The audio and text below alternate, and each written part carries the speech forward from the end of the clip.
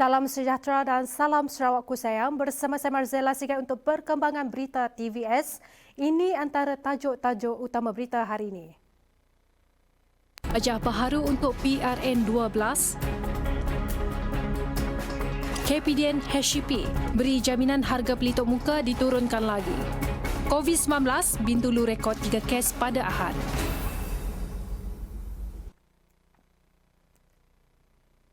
Nyata hasrat untuk tidak mempertahankan kerusi. Tidak mengapa akan ada wajah baharu.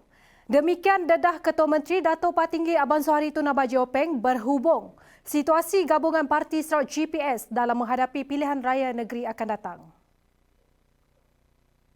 Katanya sudah menjadi lumrah penyandang veteran memberi peluang kepada pemimpin muda terutama apabila menjelangnya masa untuk mengundurkan diri. Mungkin pilihan raya datang pun mungkin ada muka baru. Ada dia orang tua dah madah enough. Why not give to the young? Umpamanya saudara Datuk Wahab Majis dah madah. Dia nak berikan orang muda gantinya dikerkak. Sementara itu, Abang Johari turut mengingatkan pemimpin-pemimpin muda GPS untuk tidak terburu-buru mengejar jawatan dalam parti kerana untuk mempelajari sistem pentadbiran negeri bukanlah sesuatu yang mudah. Orang muda tak ikut emosi kadang-kadang. Apabila dia laju gila, macam outboard tu punya laju gila, melanggar kayu tempat itu. Jadi, belajar. Kadang ni kita menguruskan. Kita akan beri peluang kepada orang muda. Orang muda akan dilatih. Jangan terus nak naik angkat. Latih dulu. Saya pun muda dulu. Alhamdulillah pucuk pimpinan parti melatih saya. Melatih yang ada Datuk orang tengah. Termasuk James. Semua kita tu kena latih. Ambil masa. Bukan senang nak menguruskan negeri berbilang kaum, berbilang agama.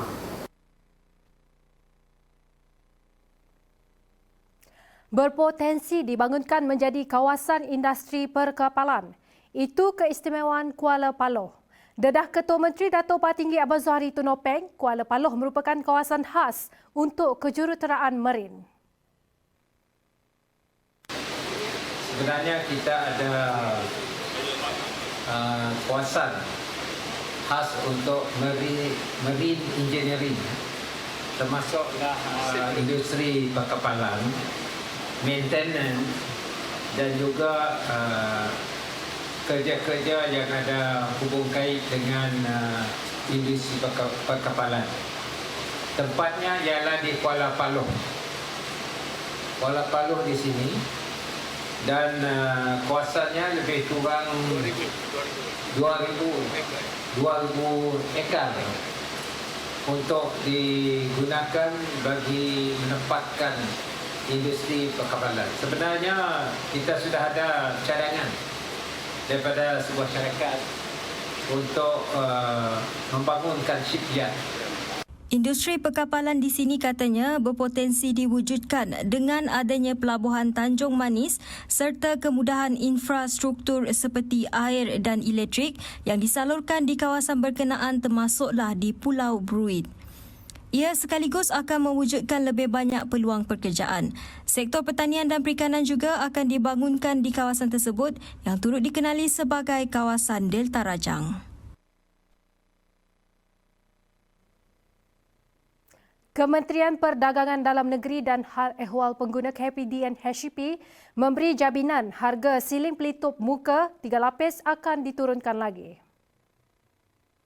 Menterinya, Datuk Alexander Nathalinggi memberitahu kementerian kini dalam peringkat akhir perbincangan bagi menetapkan semula harga siling berkenaan. Pihaknya juga sentiasa memantau bekalan pelitup muka di peringkat pengeluaran, import dan runcit bagi menentukan penurunan harga maksimum yang sewajarnya berdasarkan kepada situasi pasaran semasa. Harga siling runcit bagi sekeping pelitup muka 3 lapisan ditetapkan RM1 berkuat kuasa 16 Ogos lalu. Jika diturunkan bawah RM1, ianya satu pengumuman positif. Rata-rata menerima baik jika adanya penurunan harga lagi. Okey, pada pendapat kami, bila kerajaan menurunkan harga face mask tu, kami rasanya sangat baguslah sebab tu adalah salah satu daripada inisiatif kerajaan untuk membantu rakyat yang kurang berkemampuan. Sebab macam kita tahu, mostly kami orang keluar ada yang sip pakai face mask. Daripada kita membelanjakan kompaun sebanyak 1,000, why not kita beli bekalan face mask dengan harga yang agak murah sedikit lah, mungkin dalam RM1 ataupun 50 sen sekeping pun sudah memadai. Sebab macam baru-baru tu ada viral seorang pakcik tua which is bercari dengan face mask dekat tong sampah. So kita tahu mesti ada golongan yang kurang berkemampuan untuk beli face mask. Jadi itu adalah salah satu daripada inisiatif kerajaan negeri untuk membantu golongan yang kurang berkemampuan. Ya, dari segi pendapat kami lah. Bagi kami nak setuju sangat sebab semua golongan mampu beli. Lagipun sekarang tu sekolah dah dibuka. Jadi penggunaannya memang akan digunakan hari-harian. So sebagai stok kita di rumah jual lah. Dan bagi kami juga lebih baik kita pakai tok dengan harga yang murah daripada orang yang sip pakai yang terpaksa bayar denda. Yang terpaksa bertapuk-tapuk dan bayar denda ya. Lebih baik kita pakai dengan harga yang rendah, kita dapat belilah.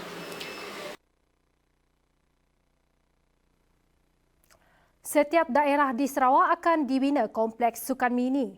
Itu sasaran Kementerian Belia dan Sukan Sarawak untuk melahirkan lebih ramai atlet. Menterinya Dato' Abdul Karim Rahman Hamzah berkata, sebelum ini rata-rata atlet yang mewakili negeri dan negara lahirnya adalah dari luar bandar. Kerajaan Sarawak katanya sentiasa ambil berat peranan belia dalam pembangunan. Oleh sebab itu, kerajaan kini berusaha untuk memenuhi aspirasi para belia. Mengambil program Jelajah Belia Sarawak 2020 sebagai contoh, kata Karim, ia merupakan usaha untuk mengasah dan memberi peluang kepada belia setempat untuk turut serta dalam aktiviti kerajaan. Kopi, banyak penggemarnya. Ada permintaan, pengeluarannya juga mesti ada. Mambong kini dikenal pasti sebagai kawasan pengeluar kopi. Untuk itu, RM120,000 telah dilulus bagi melaksanakan program Agriculture Community Outreach AgriCop Kopi.